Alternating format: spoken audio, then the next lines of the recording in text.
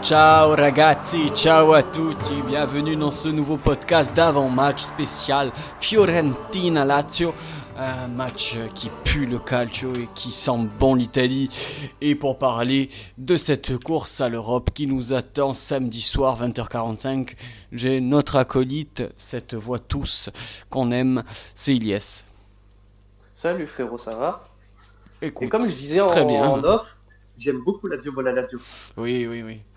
Pour l'anecdote, pour nos auditeurs, on a dû faire une deuxième écoute parce que pile au moment où Lyd me commençait, il a prononcé ces mots. Ah, j'adore, j'adore entendre cet hymne et nos podcasts. Et justement, pour ce podcast, ce match-là va être décisif pour la course à l'Europe, d'autant plus qu'on va jouer avant des matchs cruciaux, qui est le splendide et alléchant Juve Milan de dimanche soir. D'ailleurs, je fais le petit clin d'œil à nos amis de temps additionnel. J'ai participé à cette émission aujourd'hui avec eux pour justement débattre de cette belle course à l'Europe. La Lazio, elle, n'est pas l'arbitre, mais va être bien l'outsider, et tandis que nos concurrents directs, le Napoli, la Juve et le Milan, eux, s'affrontent. Donc on va suivre cette rencontre avec grand intérêt. Mais avant justement de regarder les autres, il est important aussi de faire soi-même le taf contre d'abord cette équipe de la Fio, Artemi Franchi. Ça va pas forcément être tâche facile, même si les 5 derniers matchs contre la Viola a été plutôt concluant. Les 5 derniers matchs entre la Lazio et la Fiorentina, c'est 4 victoires pour la Lazio, 1 petit nul. Le petit nul au passage était il y a 2 ans, sur un penalty concédé à la 90e sur une faute, on dirait litigieuse, de Caicedo. Donc on a tendance à dire, les stats prouvent que la Lazio domine les débats contre la Viola. Mais moi j'ai tendance à dire que la Fiorentina c'est jamais simple à affronter. Je sais pas, ces derniers temps, je trouve la Viola vraiment, chaque année elle creuse encore un peu plus profondément. Depuis, je vais dire quoi? Depuis Gilardino, Kuzmanovic, cette équipe, genre chaque année ça régresse. C'est à passer de la Ligue Europa à jouer le ventre mou, le maintien. Genre j'ai de la peine. Tu as de la haine? Non, de la peine. Genre Non, j'ai de de la la peine pour peine, eux. pardon. Parce que tu vois, genre, je repense à la Viola des années 90 de Batigol Mais je et pense qu'on Brian aime. Laudrup des Je FNBL. pense, je pense que la FIO des années 90, là, comme tu l'as énuméré, on a tous au fond de la sympathie pour cette équipe de la Vio, là, justement, parce qu'ils ont toujours eu de très très beaux joueurs, et même autres qu'en 90, on peut penser l'ère des Luca Toni, c'était formidable de voir la Viola jouer. Gilardino Moutou dans nos Toi, cœurs. Gilardino Moutou, toi qui es un supporter lyonnais, tu te souviens sûrement de cet affrontement qui avait eu lieu, il me semble, en 2007. 2008, je crois, ou un truc du genre, avec le 2008, maillot donc, fluo. donc voilà, ça a été de très belles équipes, que nous a proposé la Fiorentina. Ces De temps-ci, Mancini et autres. ces C'est pas mal. temps-ci, c'est plus ou moins compliqué. Encore une saison décevante du côté de Florence. Alors oui, c'est décevant, mais sur le papier, il faut le rappeler quand même, c'est une vachement belle équipe. Le 11, en tout cas, moi je le trouve vraiment beau, et il ne doit pas être à sa place actuelle, parce que sur le 11 de départ, on a Dragowski, Milinkovic, Birarg, Pezzella, Caceres, Amrabat, Castrovilli, Bonaventure, Ribéry, Pulgar et Vlahovic. Franchement, c'est alléchant. Du moins sur le papier, c'est une belle équipe qui joue au moins l'Europa League. Mais ce qui me semble bizarre, c'est que déjà, de 1, les saisons, elles se ressemblent. Elles se suivent et elles se ressemblent. Genre, chaque fois, la Fiorentina, on a des espoirs. Peut-être elle, c'est un juge de paix, la Ligue Europa. Et chaque année, bah, ça flop. Là, cette année, tu regardes, Castrovilli est bon, Milenkovic est bon, Dragowski est bon, Vlahovic est bon, Ribéry est bon. Pourtant, bah, ils gagnent pas. Ils font des nuls ou autre. Ils font des nuls, ils n'arrivent pas à avancer. C'est vrai que c'est plutôt terne, ils sont 13e du classement. Ils perdent en fait énormément de points contre des petites équipes. Alors je sais pas si l'équipe ou après il y a un problème de coach aussi. On sait que la Fiorentina c'est une équipe qui a changé pas moins de 5 fois en 3 ans de coach. Il s'appelle comment le chauve là cette année là qui est sur le banc? Tu me poses une colle là en direct. Parce que moi aussi j'ai un trou. Hein. C'est je- Yakini, non? Un truc du genre? Je vais te dire ça, je vais te dire ça. Mais bon, en attendant, le fait est que le fait est que la Fiorentina voilà, change énormément son effectif et ses entraîneurs. Et bon, après c'est pas anodin. En général, ils essayent de faire du vieux avec du jeune et vice versa. Ça marche pas, ça marche pas. Oui, c'est ça, c'est Giuseppe Iacchini. Ah, la Euh, mémoire. l'homme en vogue. Mais bon, pareil, Le Giuseppe chaud. Iacchini, il avait eu du mal, on l'a vu sur le banc de Parme. Il avait été licencié. Là, c'est du coup la Fio qui le récupère. C'est toujours on dira pour être poli, c'est de l'écologie qu'ils font. Ils essayent toujours de De diversifier recycler. et de recycler, voilà, je cherchais le mot, de recycler un peu les entraîneurs, mais bon, c'est pas concluant. Pour Ce qui est Lala, marrant dans le calcio, c'est que t'as une valse des mêmes entraîneurs. Genre, t'as des entraîneurs bas de tableau, ils font tous les clubs. Ils se les échangent. Et oui, voilà. il est Même au haut niveau, Ballardini, il est Yakin, il est Italiano. C'est ce genre d'entraîneurs, c'est pas des top entraîneurs, mais c'est des entraîneurs connus de la Serie A. J'ai envie de te dire ça, mais c'est un peu pareil pour la Ligue 1 à comparer si on voit Comboiré. je sais pas, voilà, les Camboiré par exemple, les Libo, René Girard. les René Girard, voilà, c'est les vieux briscards qui ont fait des fois de très belles choses, mais l'image des entraîneurs, voilà, qui ont surfé sur autant 2-3 bonnes saisons dans leur carrière, et c'est tout. Et c'est tout, ils restent du coup sur leur vieux football, et bon, c'est pas forcément positif pour les équipes qui entraînent des fois. Bah Ce qui après, en est pour la quand t'as un Lazio, mec qui elle, fait un peu. Ouais, vas-y. ouais, ce Bon, qui en est en tout cas pour la Lazio, elle, c'est que bon, on reste voilà sur 2 victoires d'affilée après la belle victoire contre le Milan. Ce match qui au début semblait simple, qui finalement était compliqué contre le Genoa, 4-3. on a eu Toujours peur. la Lazio a fait à peu près pareil que Benevento, 3 buts d'écart. On réussit quand même à se faire peur. Je l'ai dit pendant le live Twitch d'ailleurs. Il suffit là d'un penalty, hop, on s'encaisse un but derrière, on a peur. Il s'est exactement passé ce C'est scénario-là. exceptionnel. Hein. Ils ont penalty, on a l'engagement. La minute d'après, ils récupèrent le ballon, ils marquent. C'est incroyable, c'est C'est incroyable. FIFA. Et c'est pour ça que pour moi, le match de la Fiorentina, il faudra faire attention parce que les hommes que possède la Viola, c'est autre chose que le Genoa et c'est des points qu'on pourrait perdre à part que une victoire est à notre portée là. Là Bah, on à part l'aller, si tu te rappelles, à bah, l'aller c'était juste. Hein. à l'aller, on le rappelle pour nos auditeurs, la Lazio a gagné 2-1. La Lazio se met très rapidement en confiance avec un but de la 5e minute de Casedo sur une superbe reprise de volée sur un service de Lazzari. J'ai Euh, kiffé. Hein. J'étais en CM, je te jure, je me suis levé. Hein. C'était pompé up. Hein. un but de Immobile. Dans les 5-6 dernières minutes de jeu, penalty concédé bête de la part de. Il me semble que c'était Strakosha dans les cages d'ailleurs. Je me rappelle parfaitement l'action. Passe en retrait de Wesley Hout, Strakosha se trouve, il fauche le Vlahovic, Vlahovic chope le péno, il marque. Voilà, et bon, et on se fait peur dans les dernières minutes. Et d'ailleurs, pour l'anecdote, c'est le dernier match qu'a fait Strakosha à la Lazio cette année. Je vais faire un running gag, hein. Il a le Covid depuis, Ouais, il est voilà. pas revenu. D'ailleurs, ce sera la question à se poser très prochainement parce que bon, Pepe Reina et Strakosha sont en fin de contrat l'an prochain. Bref, revenons à nos moutons. La Lazio, bon, normalement, à tes yeux et à nos yeux, on a toutes nos chances de gagner. Les stats le prouvent et sont avec nous qu'on doit gagner, surtout qu'il y a des points qui vont être perdus sur nos concurrents directs dès le lendemain, parce que ce soit la Juve ou le Milan, forcément, une des deux équipes soit vont faire nul, vont laisser 2 points, soit une des équipes vont laisser 3 points. Tu peux rajouter quelque chose? Il y a vraiment moyen de faire quelque chose en cette fin de saison. Oui, yes. Pour la Juve, ils vont aussi affronter l'Inter, donc ils peuvent aussi potentiellement perdre 3 points et être décrochés de la course à la Ligue des Champions. Oui, donc voilà, c'est de toute façon, je l'ai dit, c'est les arbitres de cette 4e place, ça va être la Juve et le Milan. Mais je le Et surtout qu'on est en ballottage défavorable à la confrontation particulière. sauf avec le Milan. Ouais. Sauf Parce que avec le Naples, Milan. ils ont marqué plus que nous. Parce que le La Napoli, Juve, on fait gagne des 2-0 contre eux, on perd 5-2 contre eux. Donc bon, Sur les 2 matchs, on est à -1. La Juve, ils ont une victoire et nous un nul.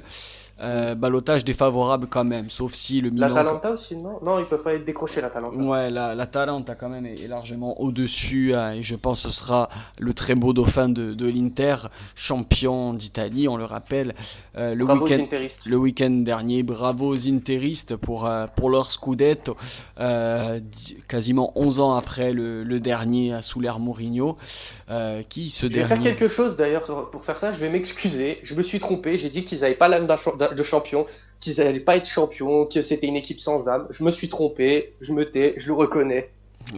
Cette équipe nous a montré qu'elle a un grand cœur, qu'elle a un grand coffre et que voilà, ils ont réussi à détrôner au bout de 9 ans la Juve, qui n'est pas rien. Et bravo aux tifosi et à toute l'équipe interiste. Quel coach c'est Antonio Conte? Exactement, le Juventini. Pour nous, toi, comment tu appréhendes cette rencontre? Franchement, moi je suis confiant. Genre, si on est sérieux, on arrive vraiment à mettre tout bout à bout. Normalement, pour moi, ça déroule, c'est 3-4-0. C'est facile, clair, net, précis. Si on joue à se faire peur, comme face à Benevento, comme face au Genoa, ils ont plus de qualité, la Fiorentina, ça peut nous allumer. Je crois que l'année dernière, genre, tu sais, post-confinement, on a aussi gagné à l'arrache. Hein. Genre, Ribéry, il avait fait un énorme match. On avait gagné aussi 2-1 contre eux, où Ribéry fait son festival Petit Pont dans la surface à Patrick. Bon, ça c'est un pléonasme, mais on avait gagné difficilement sur 2 exploits individuels, un de Tucu Correa et l'autre de Luis Alberto. La barre de Rachon Ghezal. Oh là là. Aussi. Donc tu vois, genre, faut être sérieux quand même. Faut les prendre au sérieux. Non, faut surtout pas sous-estimer. Là aussi, où il est intéressant aussi dans ce match, parce que ça va être un match de Capocannonieri. D'un côté, on a Ciro Immobile avec 19 buts, et de l'autre côté, on a Dusan Mihajlovic avec 19 buts aussi. C'est les tous deux goléadeurs en MPG. Voilà, c'est les 2 goléadeurs en MPG, c'est les 2 goléadors de Serie A qui sont tous les 2 ex aequo, du coup 4e meilleur buteur de cette ligue. Franchement, ça va être un match, je pense, où il va y avoir des buts quand même. Je pense que les 2 équipes vont marquer parce qu'on l'a vu, et c'était d'ailleurs le quiz de la mi-temps pour ceux qui suivent Twitch. J'avais dit combien de clean sheet avait réussi la Lazio, et on en avait réussi que 10 cette saison quand même sur les... Dis les termes, c'est moi qui ai gagné le live Twitch. Hein. Oui, bravo. Mais voilà, 10 clean sheet quand même sur 35 matchs, c'est très peu, et quand on voit que la Lazio s'est encaissé, il me semble 46 buts, c'est énorme. Donc bon. J'aurais dû bosser mes fiches et voir avec quel gardien a fait le plus de clean sheet. Est-ce que c'est Strakosha ou Reina? C'est forcément, hein, ça va être Reina, parce que Strakosha a joué que 3 matchs. Et sur ces 3 matchs, il y a déjà le match contre la Viola où il s'est encaissé son penalty, donc forcément c'est Pepe Reina. Mais c'est à voir, ça va être à voir cette rencontre, parce que tactiquement parlant, Yedkin des fois propose de belles choses. On a vu contre la Juve qu'ils étaient capables de battre les gros. Ils les ont humiliés chez eux 3-0. Après, c'était certes une Juve. Pardon ? Vlahovic, mon roi. Avec un doublé de Vlahovic qui est en grande forme. Ça va être l'homme à ceinturer et à surveiller. D'ailleurs, du coup, je parle de ceinture qui rime avec défense. La composition probable de la Lazio, de nos amis Laziale et Puntoir, a été publiée là il y a à peine quelques heures. Ça va être donc Reina dans les cages. On va retrouver Acerbi en défense centrale aux côtés de Radu et toujours de Maruzic. Lulic toujours préféré à gauche, piston, ça ne change pas. Lazare, Luis Alberto qui était sorti pour une petite alerte musculaire sera bien dans les rangs normalement, avec le milieu qu'on connaît, Savic et Lucas Leiva, et bien sûr Tucu et Immobile en pointe pour ce déplacement. Côté absent, du côté de la Lazio, il y a toujours Felipe Caicedo ainsi que Gonzalo Escalante. On espère normalement, par contre, c'est prévu, un retour dans le groupe, du moins, c'est sûr qu'il ne sera pas titulaire, mais le retour dans le groupe de Luis Felipe. Ça fait plaisir, ça. Le retour dans le truc, ça a été dit donc par nos amis, comme je viens de citer, de la Diale.ir. Il a repris l'entraînement de groupe pour la première fois depuis 5 mois.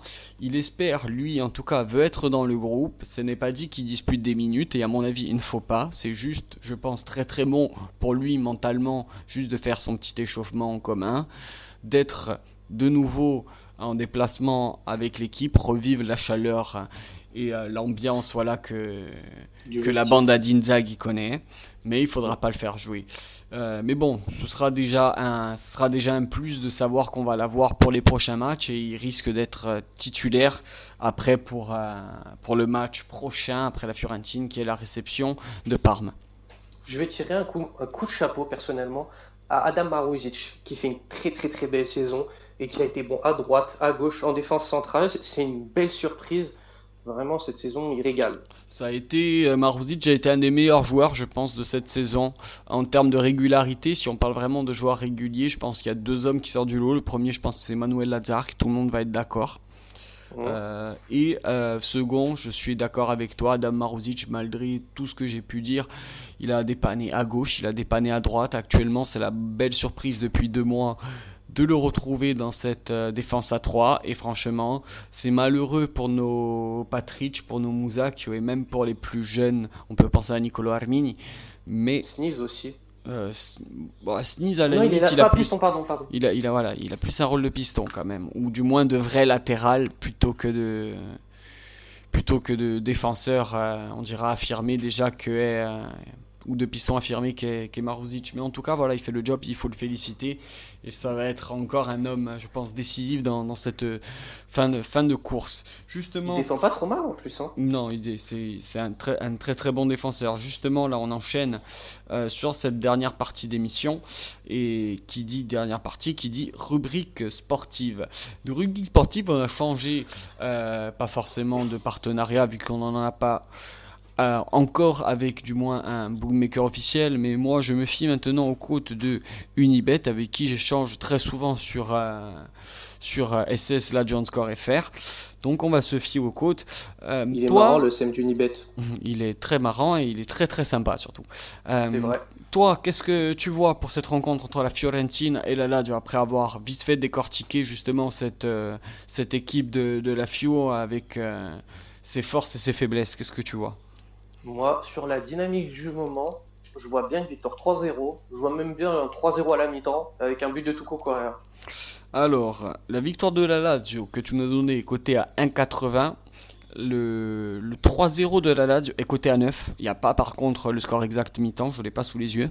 Mais je pense que si le score exact 3-0 est coté à 9 à la mi-temps, je pense que tu peux facilement le doubler. Je pense que cette cote avoisine les 15. Et un but de Tucu Correa, c'est un but à 3,15 quand même. Une belle cote à 3 parce que une belle cote à 3 d'un côté, c'est un peu surprenant. Parce que Tucu reste sur 5 buts en 3 matchs. Et Immobile, bon, meilleur bookmaker avec seulement 2,04.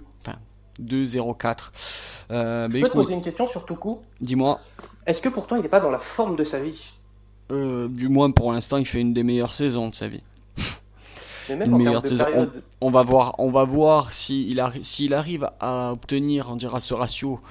On ne lui demande pas de marquer non plus à tous les matchs. Hein. Son boulot est déjà extraordinaire, ce qu'il apporte. Mais s'il fait cette fin de saison qu'il a l'air de vouloir faire, ça va être la forme de sa vie, effectivement. On en reparlera du moins dans l'ultime match ou dans les 2 derniers matchs. Moi, écoute, je vois aussi une victoire du côté à 1,80. Et si je me tente à dire un buteur, moi, je verrais bien aussi un petit Luis Alberto qui marque contre la Fiorentina. On a déjà vu qu'il a marqué plus de 3 buts contre la Fiorentina. Il a marqué aussi au match précédent. Il est coté à 3,25. 10% de plus que Tucu Correa. Je trouve ça intéressant. Bon, ça c'est pour le save. J'ai pas de score exact à m'aventurer parce qu'en ce moment je suis pas très bon en score exact. Donc bon, une victoire à 1,80, c'est une belle cote. Il y a peut-être moyen de placer quand même un bon petit billet, surtout que voilà, hein, j'ai encore les stats sous les yeux. Il y a quand même 85% de forme contre 46 pour la Fiorentina. Je vous rappelle du coup 4 victoires sur les 5 derniers matchs pour la Lazio contre un nul. La Fiorentina, elle, pour un peu vous éclairer aussi sur ses paris sportifs, reste sur 2 défaites d'affilée, une victoire, 2 nuls. La Lazio, 4 victoires, 1 défaite. Après, faites votre choix. Vous devriez nous écouter. Hein. La semaine dernière, on vous a donné le résultat, le vainqueur et les 2 buteurs. La semaine dernière, je vous ai donné quand même. Il y a Ilyes qui vous a donné la victoire et un buteur. J'ai eu tir Immobile et buteur, mais bon, je vous ai quand même donné la belle carotte de la Lazio qui gagne à la mi-temps et à la fin du match. C'était cadeau, les amis. Écoutez-nous, faites-vous des sous. Et faites-vous des sous. Et justement, pour mieux gérer vos sous et pour mieux toujours agrandir votre porte-monnaie, rien de mieux aussi qu'un site et une application qui vous permet justement de gérer vos comptes en direct et de voir aussi les meilleures cotes et tout ce qui va aussi avec, hein. C'est-à-dire que la Dialita Francese ainsi que SS Lazio Score FR a signé du coup est affilié avec l'application BetM exactement. C'est une application en fait de paris sportifs. Vous affiliez tout simplement votre compte de bookmaker, peu importe si vous êtes un adepte de Winamax, Betclic, Unibet ou autre, même PMU. Vous affiliez le compte avec BetMet et ça vous fait BetM et ça vous fait en fait un résumé de vos stats. Qu'est-ce que vous pronostiquer généralement, en quoi vous êtes le meilleur, en quoi aussi vous pariez bêtement, et ça vous permet en fait de faire de très belles montantes et de très belles statistiques qui vous permet de réguler vos comptes et aussi de vous enrichir si vous pouvez. Voilà, l'application est gratuite, il y a des modes qu'on appelle Gold qui sont payants, mais bon, l'application reste gratuite, du moins pour une petite utilisation lambda comme moi, c'est largement suffisant. Et bon, après, si elle vous plaît vraiment, libre à vous après de voir tous les autres modes que propose l'application. Mais en tout cas, c'est fort intéressant. Vous pouvez aller la télécharger de suite. En tout cas, Ilyes, merci d'avoir participé toujours avec moi pour cet avant-match et pour ces avant-matchs. On va se retrouver très bientôt de toute façon pour des spéciales qui nous attendent et qui vous attendent, auditeurs, auditrices. Merci d'être toujours plus nombreux. Là, ça fait encore la 3e semaine d'affilée qu'on est toujours au top niveau écoute, qu'on est toujours en progression, tout simplement, que la Dialita Francese est toujours en progression. Et ça, c'est grâce à vous. C'est grâce aussi à toi, Ilyes, qui fait un superbe consultant, un superbe commentateur, on pourra dire ça. Merci à toi d'être un sublime présentateur et de m'inviter. Si je peux me permettre une petite pub, 2 petites pubs même. Vas-y. Déjà, première, allez écouter fort le podcast sur Radou, il est exceptionnel. Si vous ne l'avez pas fait, allez écouter fort. Et suivez les live Twitch, ils sont énormes. Vous allez kiffer. Tu me devances, tu me devances, c'est pour ça que je t'aime, c'est pour ça que tu es là. N'oubliez pas, voilà. On a une connexion à la Pirlo. Pirlo, Marquinhos.